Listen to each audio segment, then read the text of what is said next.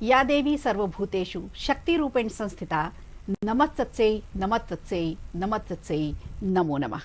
नमस्कार, मैं हूँ संगीता श्रीवास्तव। 9 देवियों की आराधना का महापर्व होता है नवरात्रि। 9 देवियों की शक्ति पाने का सबसे उत्तम समय है नवरात्रि।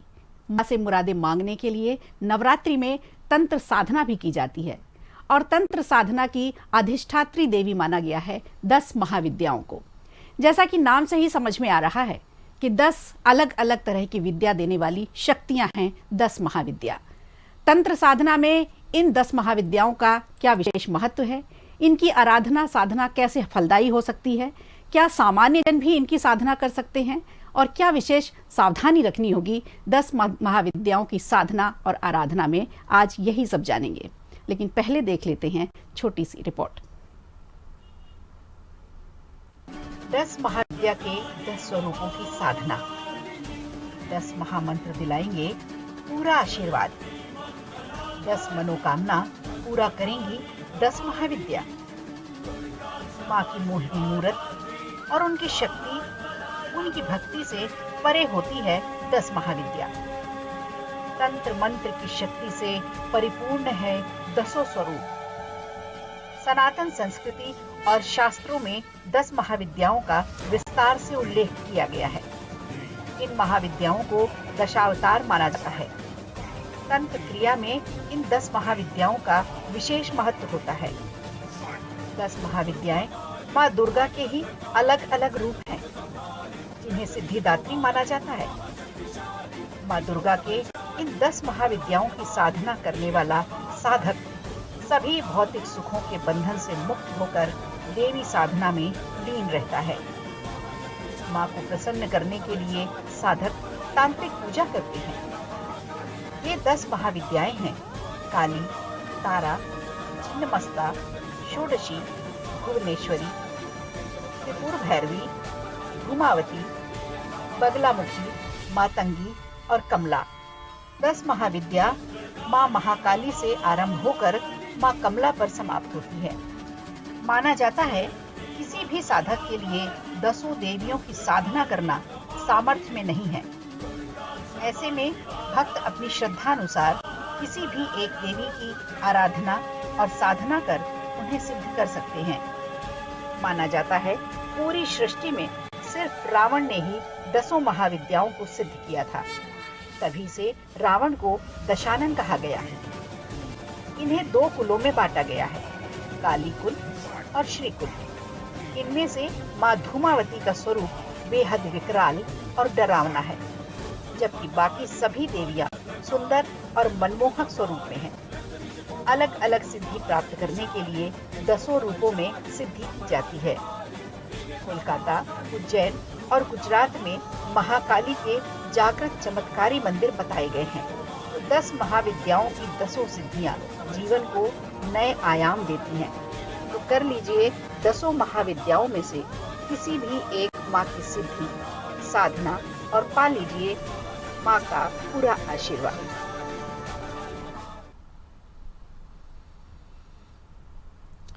तो 9 देवियों की आराधना, 9 देवियों की शक्ति की भक्ति तो हम सभी करते हैं, लेकिन 9 देवियों के अलावा 10 महाविद्या कौन है? माना जाता है 9 देवियों की शक्तियां इन्हीं 10 महाविद्याओं में समाई है। 10 महाविद्या की महादेवियों के बारे में कुछ भी कहना सूर्य को दीपक दिखाने जैसा है, लेकिन फिर भी थोड़ा कुछ समझने की जरूर हम कोशिश करेंगे कि 10 महाविद्या कौन है, इनका स्रोत क्या है, इनकी उत्पत्ति कैसे हुई और इनकी साधना क्या हम सब भी कर सकते हैं या नहीं कर सकते, तो क्या सावधानी रखनी चाहिए। इसी सब के बारे में जानकारी देने के लिए हमारे साथ स्टूडियो में हैं पंडित उत्कर्ष ज्योति जी, धर्म मर्मज्ञ हैं और उनसे ही समझेंगे। पंडित जी, बहुत स्वागत है आपका। नमस्कार। पंडित जी, 9 देवियों के बारे में हमने सुना, पढ़ा और इनकी पूजा और आराधना भी हम करते हैं। नवरात्रि की जो दोनों, चैत्र की नवरात्रि और शारदीय नवरात्रि दोनों आती है, इसमें आराधना की जाती है। लेकिन ये 10 महाविद्या कौन है, इनकी उत्पत्ति कैसे हुई और इनका रहस्य क्या है, ये जरूर जानना चाहेंगे। जी, 10 महाविद्या, सबसे पहले तो मैं ये बताना चाहूंगा कि ये वो देवियां हैं जो आपको कुछ भी प्राप्त करने में सबसे तेजी से रिजल्ट देती हैं। इनकी उत्पत्ति कैसे हुई? एक बार की बात है, दक्ष प्रजापति ने एक अनुष्ठान किया और उसमें सभी देवी देवताओं को बुलाया, लेकिन भगवान शिव को नहीं बुलाया। उस यज्ञ अनुष्ठान का मेन उद्देश्य ही केवल ये था कि भगवान शिव का अपमान करना। जब नारद ऋषि से माता सती को उनके पिता के यहाँ यज्ञ का पता चला, तो उन्होंने वहां जाने के लिए भगवान शिव से अनुरोध किया और उनसे आज्ञा ली। तो भगवान शिव ने बोला कि वैसे तो पिता के घर जाने के लिए पुत्री को आज्ञा की आवश्यकता नहीं होती है, लेकिन फिर भी मैं आपसे अनुरोध करूंगा कि आप वहां ना जाएं। जी। जब ऐसा कहा तो माता सती को ये लगा कि भगवान शिव उन्हें मात्र एक साधारण स्त्री समझ रहे हैं, वो उन्हें जगत जननी के रूप में नहीं देख रहे हैं।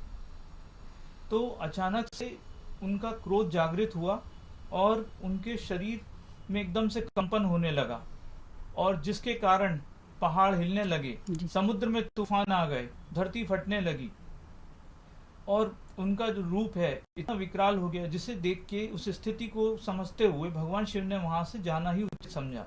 तो भगवान शिव जिस दिशा में भी जा रहे थे, देवी का एक स्वरूप वहां प्रकट हो जाता और उनका रास्ता अवरुद्ध करता।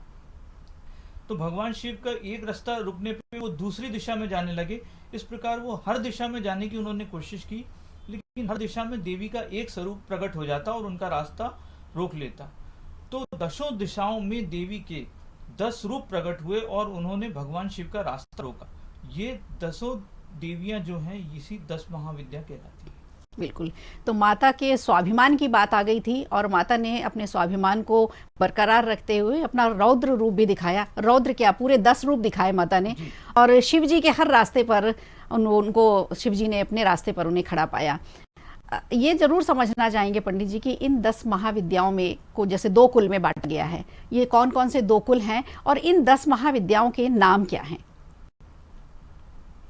देखिए, इनको बेसिकली 2 कुल में बांटा गया है, लेकिन मेनली जो हम पूजा करते हैं वो 10 महाविद्याओं के 10 नामों से जो जानी जाती है, विख्यात है, उनकी पूजा करते हैं। जिनमें जो सबसे पहली है वो है महाकाली, दूसरे नंबर पे है तारा, फिर है षोडशी जिनको हम त्रिपुर सुंदरी भी कहते हैं। अच्छा। इसके बाद है भुवनेश्वरी, फिर आती है छिन्नमस्तिका, फिर आती है त्रिपुर भैरवी, फिर इसके बाद आती है धूमावती, फिर आती है माता बगलामुखी, फिर आती है माता मातंगी, और इसके बाद अंत में 10वीं महाविद्या है माता कमला। तो ये काली से लेकर के कमला तक 10 महाविद्याओं के नाम हमने पंडित जी से जाने, लेकिन इनकी साधना और आराधना पंडित जी बहुत कठिन बताई जाती है और हर कोई साधारण जन नहीं कर सकता। तो क्या इनकी साधना करने के लिए किसी विद्वान जन का या किसी मार्गदर्शक का होना जरूरी है? ये कोई भी सामान्य जन नहीं कर सकता अपने आप? देखिए, ये साधना करने के लिए आपने बिल्कुल ठीक कहा है कि किसी विद्वान गुरु की परम आवश्यकता है, क्योंकि इन्हें तंत्र में पूजा जाता है। तंत्र की देवी कहलाती हैं ये 10 महाविद्याएं। तो इनकी पूजा में यदि कोई गलती ना हो जाए, ये ध्यान में रखते हुए किसी विद्वान की सलाह लेके ही इनकी पूजा करनी चाहिए। जी। सबसे इम्पोर्टेंट चीज ये है कि आज के युग में मनुष्य को रिजल्ट बहुत तेजी से चाहिए, और यही 10 महाविद्या बहुत तेजी से आपको रिजल्ट देने में सक्षम है। जी बिल्कुल, यही मैं सवाल आपसे पूछने वाली थी कि 9 दुर्गा की पूजा हम करते हैं, 9 देवियों की पूजा करते हैं, लेकिन इन 10 महाविद्याओं की आराधना साधना से मानव जीवन में क्या लाभ मिलने वाला होता है? अगर कोई ये करना चाहे, जानना चाहे कि हमें इससे क्या फायदा होगा, क्या लाभ मिलेगा, या क्या आत्म संतुष्टि के लिए या आध्यात्मिक रूप से ही होता है या मानव जीवन में भी इसका कोई लाभ है? देखिए, इस प्रश्न का उत्तर देने से पहले मैं आपको 9 देवियों के बारे में बता देता हूँ, जिससे लिंक करके 10 महाविद्याओं को समझाने में आसानी होगी। जी। आदि शक्ति का ये पर्व है नवरात्रि। इसमें देवी को जागृत किया जाता है। जागरण की अवस्था का नाम ही नवरात्रि कहलाता है। तो देवी शक्ति रूप में पूजी जाती है, स्त्री रूप में पूजी जाती है। संसार की हर चराचर शक्ति जो देवी में विद्यमान है, और देवी सब में विद्यमान है। ये माना जाता है कि बिना देवी की शक्ति के कोई व्यक्ति अपनी एक उंगली भी नहीं हिला सकता, क्योंकि शक्ति ही सब कुछ है। जी। तो देवी के जो 9 रूप हैं, वैसे तो हम सब जानते हैं कि माता के 9 रूप नवरात्रि में पूजे जाते हैं, लेकिन हमारे ऋषि मुनियों ने उन 9 रूपों को किस प्रकार वर्णन किया, इसको हम थोड़ा समझते हैं। जैसे कि माता के जितने भी अंश होते हैं वो आपकी पूरी 9 देवियों में समाहित होते हैं। उसी प्रकार एक स्त्री जन्म से लेकर मृत्यु तक जिस जिस स्वरूप में आती है, वही 9 देवियों के रूप हैं। जैसे कि प्रथम शैलपुत्री, जब बालिका का जन्म होता है तो माता शैलपुत्री के रूप में रहती है।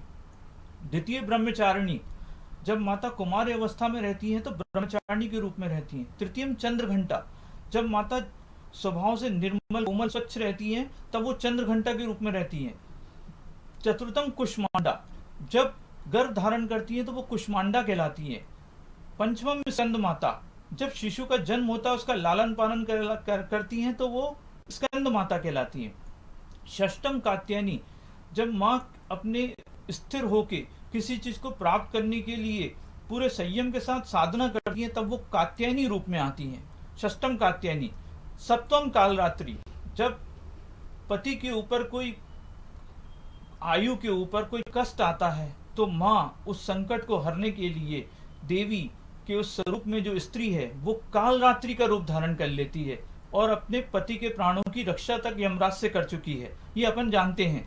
इसके बाद जब अष्टम देवी की बात आती है तो महागौरी, महागौरी मतलब स्त्री जब परिवार में पालन पोषण करती है, घर का ख्याल रखती है तो वो महागौरी होती है।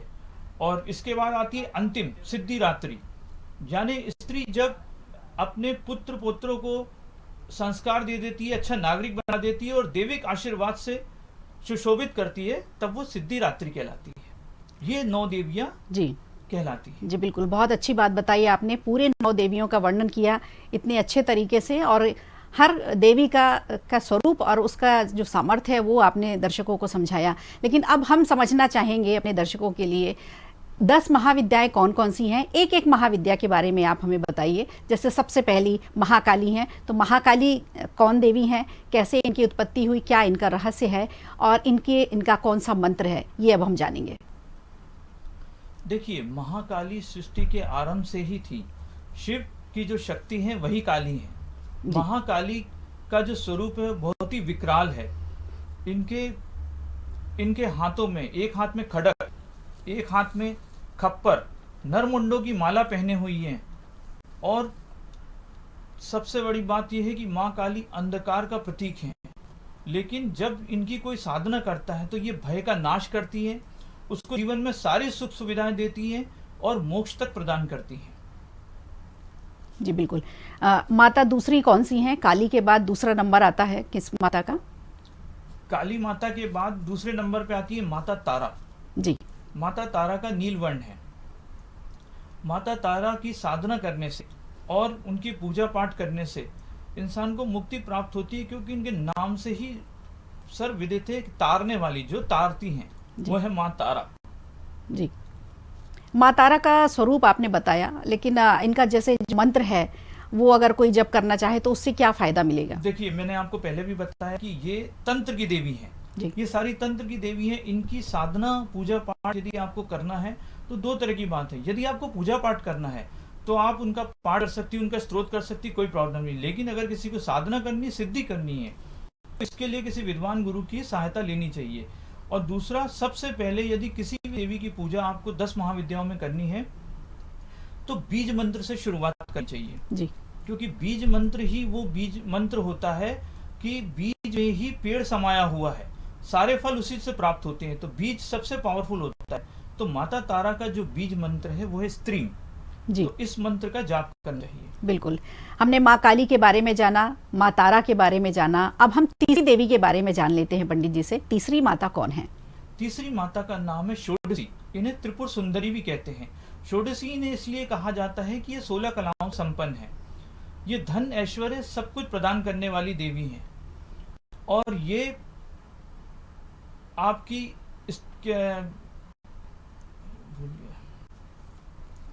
श्री विद्या की जननी है जी। और श्री यंत्र करने वाली भी यही देवी है। और इनका जो मंत्र है वो है क्लीम जी। त्रिपुर सुंदरी की पूजा करने से क्या लाभ मिल सकता है पंडित जी? और इनका मंदिर अगर कोई जाना चाहे तो क्या मध्य प्रदेश में या भारत में कहाँ पर है इनका मंदिर? त्रिपुर सुंदरी का मंदिर जबलपुर में भी स्थित है जी, और त्रिपुरा शहर में भी स्थित है। लेकिन इनका जो मंत्र है, इनकी अगर हम मंत्र की बात करते हैं तो इनका त्रिपुर सुंदरी षोडशी माता का जो मंत्र है वो है क्लीम, जो मैंने अभी आपको बताया। इनकी साधना करने से, धन, वैभव, ऐश्वर्य सब कुछ प्राप्त होता है। क्यों? और आकर्षण यदि किसी को चाहिए तो वो मिलता है, क्योंकि त्रिपुर सुंदरी में पूरे संसार में सबसे सुंदर स्त्री यही है। जी जी जी। तो ये हमारे मध्य प्रदेश के दर्शकों के लिए बहुत अच्छी बात होगी, और खास करके जबलपुर के लोगों के लिए, कि त्रिपुर सुंदरी का मंदिर जबलपुर में स्थित है। और इसके अलावा जो भारत में है वो मंदिर एक त्रिपुरा में भी जाना जाता है, और शायद त्रिपुरा भी त्रिपुर सुंदरी के नाम से ही पड़ा होगा, शहर स्टेट का नाम। तो अब हमने 3 माताओं के बारे में पंडित जी से जाना। चौथी माता महाविद्या कौन सी है पंडित जी, उनके बारे में थोड़ा सा बताइए। चौथी माता माता भुवनेश्वरी है जी। भुवन का अर्थ होता है ब्रह्मांड, और ईश्वरी का शासन करने वाली। जो ब्रह्मांड पे शासन करने वाली है उन्हें हम भुवनेश्वरी कहते हैं। इन्हें हम राजेश्वरी भी कहते हैं। यही आदि शक्ति हैं। एक समय इन्हीं ने दुर्गम दैत्य का वध किया था और लोगों के भय का नाश किया था, इसीलिए इन्हें देवी दुर्गा भी कहते हैं। जी बिल्कुल, दुर्गा का ही स्वरूप माना जाता है इनको। और इनकी साधना और आराधना कैसे करनी चाहिए? इनकी साधना करने के लिए आपको जो मंत्र है वो है ह्रीम। ह्रीम मंत्र का जाप करना चाहिए, और ह्रीम मंत्र के जाप करने से, साधना करने से आपको सारे सुख सुविधाएं सब कुछ प्राप्त हो जाता है, क्योंकि ये तो भुवन पे राज करने वाली भुवनेश्वरी हैं। ऐसा क्या है जो इनकी साधना से प्राप्त नहीं किया जा सकता? क्या राजनीति के से जुड़े हुए जो लोग हैं उन लोगों को भी क्या भुवनेश्वरी माता की पूजा करनी चाहिए, अगर भवन और भुवन की बात हो रही है तो? भुवन की बात हो रही है, आपने प्रश्न अच्छा किया। देखिए, सबसे पहले तो ये समझ लीजिए कि भुवनेश्वरी माता सब कुछ देने में संभव है, लेकिन हर देवी संपूर्ण है कुछ भी प्रदान करने के लिए जी। परंतु उन्होंने 10 रूप लिए, तो सबके एक अलग अलग महत्व हैं जी। इसलिए जब राजनीति की बात करेंगे तो राजनीति की देवी अलग है। अच्छा, ठीक है, उनके बारे में हम चर्चा फिर करेंगे। लेकिन अभी हम 10 महाविद्याओं में से हमने काली, तारा, भुवनेश्वरी और 3-4 देवियों के बारे में जाना। और अब हम जान लेते हैं अगली देवी, अगली महाविद्या कौन है? अगली महाविद्या का नाम है छिन्नमस्तिका जी। इनका भी स्वरूप बड़ा विकराल है। इनके एक हाथ में खड्ग है और एक हाथ में अपना कटा हुआ सिर है। इनके स्कंद से 3 रक्त की धारा बह रही हैं, जिससे एक धारा को वो खुद पी रही हैं और दूसरी अपनी सहचरी जय विजय को पिला रही हैं। इनकी साधना मेनली 3 लोग ही कर पाते हैं। जो लोग संसार को छोड़ चुके हैं वो इनकी साधना करें। जो तंत्र के क्षेत्र में आगे बढ़ना चाहते, तांत्रिक वो या योगी लोग हैं, वो लोग इनकी साधना करें। इसके अलावा बाकी लोगों को इनकी साधना नहीं करनी चाहिए, क्योंकि ये बहुत रौद्र और विकराल हैं। बिल्कुल, आपने जैसा स्वरूप इनका बताया है कि 3 रक्त धाराएं निकलती हैं और सिर गायब रहता है इनका। ये क्या स्वरूप है इनका? इसका अर्थ कैसे आम जन समझना चाहे इसे तो कैसे समझेगा कि इन 3 रक्त धाराओं का मतलब क्या है, और अपने ही रक्त को पान कर रही हैं साथ में अपनी सहचरी के साथ? तो इसका शाब्दिक अर्थ देखा जाए, आम जन, साधारण जन अगर समझना चाहे तो कैसे समझे? देखिए, इसको समझने का अर्थ ये है कि पहले उन्होंने ये बताया है कि आपका जितना भी शरीर के अंदर का क्रोध, अहंकार, जितने भी 5 वो हैं बुरे विचार, वो सारी चीजों को वो खुद ग्रहण कर रही हैं, और दूसरा वो बाकी लोगों को अच्छी चीजें उसमें से प्रदान कर रही हैं। जी जी बिल्कुल। तो माता का जो विकराल स्वरूप दिखाया है उसके पीछे भी बहुत गूढ़ अर्थ है, और उसमें यही है कि जो हमारी विकृतियां हैं, जो हमारे विकार हैं, वो सब दूर हो जाएं। अगली माता कौन सी है छिन्नमस्ता के बाद? अब अगली माता के बारे में हम जान लेते हैं। है माता भैरवी जी। माता भैरवी का स्वरूप भी माँ काली से अभिन्न नहीं है। लगभग दोनों में बिल्कुल समानता ही लगती है। कुछ लोग तो उनको एक ही समझने लगते हैं, क्योंकि उन्होंने भी नरमुंडों की माला पहन के रखी है। विकराल रूप है उनका। ये भय का नाश करने वाली है और मुक्ति प्रदान करने वाली है। जितनी भी नकारात्मक शक्तियां होती है इनका नाश करने में ये सक्षम है। नकारात्मक ऊर्जा अगर अपने आसपास है तो इन माता महाविद्या की आराधना और साधना की जा सकती है। जैसा कि पंडित जी बार बार बोल रहे हैं कि किसी मार्गदर्शक, किसी विद्वान के सानिध्य में ही आकर के इनकी साधना करनी चाहिए, नहीं तो उसका प्रतिफल नहीं मिलता, लाभ के बजाय हानि भी हो सकती है। तो किसी भी साधना को करने से पहले, किसी भी माता को सिद्ध करने से पहले निश्चित रूप से किसी से सलाह ले लें और किसी विद्वान के सानिध्य में ही ये साधना करें। छिन्नमस्ता हमने बारी जाना, हमने भैरवी के बारे में भी जाना, जो आपने बताया कि माता काली से स्वरूप इनका बिल्कुल भी अलग नहीं है, लेकिन अलग ही है, दोनों माता अलग हैं। इसके बाद भैरवी के बाद अब कौन सी माता है? अगली माता आती है धूमावती माता। 7वें नंबर पे जो 10 महाविद्या में है वो धूमावती माता। धूमावती माता की ये कहानी बताई जाती है पुराणों में कि एक बार माता पार्वती को बहुत भूख लगी जी। तो उन्होंने भगवान शिव से आग्रह किया, लेकिन भगवान शिव अपनी समाधि में लीन थे। उनके बार बार आग्रह करने पे भी जब उन्होंने नहीं सुना तो माँ की भूख और बढ़ती गई। ऐसे में श्वास के माध्यम से उन्होंने भगवान शिव को ही निगल लिया जी। और जब भगवान शिव को निगल लिया तो उनका जो स्वरूप है वो विधवा का स्वरूप हो गया। जी जी जी। जिसके कारण वो एकदम से बिल्कुल श्रृंगार विहीन हो गई और उसके बाद भगवान शिव योग माया के माध्यम से धुएं के रूप में बाहर आ गए और उन्होंने बोला आज के बाद आप इस रूप में भी पूजी जाएंगी और आपका नाम धूमावती होगा। हाँ बिल्कुल, धूमावती का जो धूमावती माता बेसिकली भूत प्रेत बाधा जितनी भी रुकावटें आती है जीवन में, नकारात्मक शक्तियां, इस सबको दूर करने में, गरीबी हटाने के लिए, रोग मुक्ति के लिए जानी जाती है। और आज के युग में लोग परेशान है कि कर्जा तो ले लिया लेकिन कर्जा चुकाएं कैसे, तो कर्जा चुकाने के लिए सबसे अच्छी देवी मानी जाती है। बिल्कुल, इनका जो स्वरूप आपने बताया, कई बार इनकी दतिया में जो मंदिर है वहाँ हम गए देखने के लिए और लोग भी जाते हैं, लेकिन इनका स्वरूप जो ये था विकराल स्वरूप और खास करके जो विधवा का स्वरूप है उसकी बारे में आपने बताया, बहुत अच्छी जानकारी दी है। और धूमावती माता की जो आराधना करते हैं वो तमाम तरह के जो विकार हैं, जो कष्ट हैं, वो उसकी साधना से दूर हो जाते हैं। अब चर्चा कर लेते हैं हम, अगली माता कौन सी है पंडित जी? अगली माता है बगलामुखी माता जी। बगलामुखी माता को पीताम्बरा माता भी कहते हैं। ये स्तंभन की देवी है, इन्हें ब्रह्मास्त्र विद्या भी कहते हैं। जी। एक बार की बात है कि त्रिखुर नाम का जो राक्षस था उसने कठोर साधना करके ब्रह्मा जी से वरदान प्राप्त किया और इसके बाद उसने एक ऐसा बवंडर, ऐसा वो प्रकट किया कि वो पूरी सृष्टि को निगलने लगा।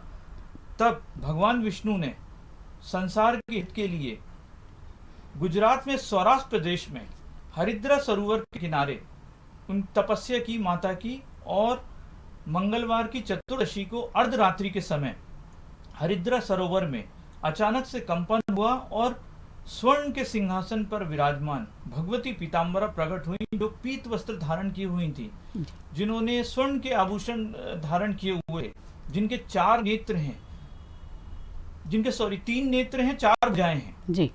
4 नेत्र, 3 नेत्र में उनके जो हैं उसमें बताया गया कि 2 नेत्र जो होते हैं उसके अलावा तीसरा नेत्र शत्रुओं का नाश करने के लिए होती। मेनली इनकी जो पूजा है वो शत्रु के नाश के लिए, कोर्ट कचहरी जो मुकदमे होते हैं उसमें विजय के लिए, और इसके अलावा इनकी वाद विवाद प्रतियोगिता होती उसमें जीत के लिए। कोई भी ऐसी समस्या जिसका समाधान चाहिए माता बगलामुखी की पूजा करने से वो हो जाते हैं। इसके अलावा माँ बगलामुखी माता आपको वाक सिद्धि भी देती हैं और आपके तंत्र के किसी भी तंत्र को काटने में सक्षम है। और रुद्र यामल तंत्र में ये स्पष्ट कहा गया है कि माँ बगलामुखी ही एकमात्र ऐसी देवी है जो आपके छुपे हुए गुप्त शत्रुओं तक का नाश करती हैं। और इनका मंदिर मेनली दतिया में है और नलखेड़ा में है और इसके अलावा हिमाचल में कांगड़ा में है। और इन देवी की पूजा करने से सबसे मजेदार बात यह है कि दुनिया में कोई भी चीज आप प्राप्त कर सकते हैं और बहुत आसानी से प्राप्त कर सकते हैं। और सबसे एक और बात जो है जानने वाली यह है कि जो माँ बगलामुखी की साधना करते हैं वो पूजा में पूरी पीली ही वस्तु का इस्तेमाल करें, पीली ही सब कुछ भोग भी लगाएं, पीला ही आसन होना चाहिए, सब कुछ पीला ही इनको पसंद है। और इनकी साधना करने से आपके प्रारब्ध जनित कर्म भी खत्म हो जाते हैं। बिल्कुल, पीतवसना है माँ बगलामुखी और दतिया में इनका मंदिर है, नलखेड़ा में भी इनका मंदिर है। तो मध्य प्रदेश के लोगों के लिए तो ये बहुत अच्छी बात है कि 2 माताएं ऐसी हैं, ऐसा मंदिर है जहाँ पर बगलामुखी के दर्शन करने जा सकते हैं। दतिया में पंडित जी धूमावती का भी मंदिर है और माँ तांत्रिक माँ पीतवसना बगलामुखी का भी मंदिर है। ये दोनों माताएं यहाँ पर हैं, दोनों ही अलग अलग स्वरूप में हैं। तो ये मध्य प्रदेश के लिए ये कितना फायदा दे सकती है ये, क्योंकि अधिष्ठात्री देवी हैं तंत्र की, ये तंत्र की दोनों अधिष्ठात्री देवी हैं, माँ बगलामुखी और माँ धूमावती। और ये बहुत अच्छी बात है कि दोनों मध्य प्रदेश के दतिया जिले में स्थित हैं, जिनको साधना यदि शत्रुओं को हराने के लिए करनी है या शत्रुओं का मूल नाश करने के लिए करनी है, दोनों के ही फर्क अलग अलग है। क्योंकि धूमावती धुएं में है, वो धुएं की तरह नाश कर देती है शत्रु का जी। और माँ बगलामुखी की ये खासियत है कि शत्रु का उच्चाटन कर देती है, शत्रु का ध्यान आपकी तरफ से हट जाता है। जी जी। तो बगलामुखी माता के बारे में हमने जाना और इसके बाद अब हम जान लेते हैं कि अगली महाविद्या कौन है और उनका कैसा स्वरूप है। अगली महाविद्या है माँ मातंगी। माँ मातंगी को माँ सरस्वती का ही स्वरूप कहा गया है जी। इनके हाथ में वीणा है, इनके हाथ में पुस्तक है, वरद मुद्रा है। ये ज्ञान की देवी है, संगीत की देवी है, वाणी देवी है, ये वाक सिद्धि देती है। इनके अधिकार में जितनी भी तंत्र की शक्तियां होती है, इंद्रजाल, जादुई टोने, ये सारे हटा सकती हैं और साधक को ये प्राप्त कराने में सहयोग करती हैं। और मातंगी माता की पूजा करने से वाक सिद्धि भी प्राप्त होती है और किसी भी प्रकार का तंत्र समाप्त होता है। और इनका जो बीज मंत्र है वो है एम। जी बिल्कुल। अगर कला में आपको ऊंचाई पर पहुंचना है, कला कौशल आपको दिखाना है, वाक सिद्धि करनी है आपको, तो माता मातंगी की पूजा करना बहुत अच्छा रहेगा। अगली माता कौन सी है पंडित जी? अगली माता का नाम है माता कमला। माता कमला को माँ लक्ष्मी का ही तांत्रिक स्वरूप कहा गया है। माँ लक्ष्मी से तो हम सर्वविदित परिचित हैं। जिस प्रकार माँ लक्ष्मी हर तरह से आपको धन, वैभव, ऐश्वर्य देने के लिए तत्पर रहती हैं, उसी प्रकार इनकी साधना करने से भी हमें धन, वैभव सब कुछ प्राप्त होता है। लेकिन माता लक्ष्मी की पूजा जो है सौम्य रूप में की जाती है और इनकी जो है रुद्र रूप में पूजा की जाती है। परंतु इनको स्वरूप जो है सौम्य में माना इसलिए जाता है क्योंकि ये लक्ष्मी स्वरूपा ही कहलाती हैं। लक्ष्मी धन, वैभव, ऐश्वर्य, समृद्धि सब देने वाली होती हैं। तो बिल्कुल। और इनका जो बीज मंत्र है वो है श्रीम। जी। तो काली से लेकर के श्री कमला तक ने 10 महाविद्याओं के बारे में पंडित जी से जाना। पंडित जी ने बेहद अच्छी जानकारी दी है और सब माताओं के अलग अलग स्वरूप और उनकी साधना के बारे में बताया। पंडित जी आपका बहुत बहुत धन्यवाद। तो 10 महाविद्याओं के बारे में आज हमने जाना, ये कि 10 महाविद्याएं कौन हैं, कैसे इनकी साधना की जानी चाहिए। ये साधना इनकी बहुत कठिन होती है और निश्चित रूप से किसी मार्गदर्शक के सलाह के साथ ही करनी चाहिए, अन्यथा इसका दुष्परिणाम भी हो सकता है। तो 10 महाविद्याओं में आज के लिए इतना ही। देखते रहिए खबर भारत। मुझे दीजिए इजाजत। नमस्कार।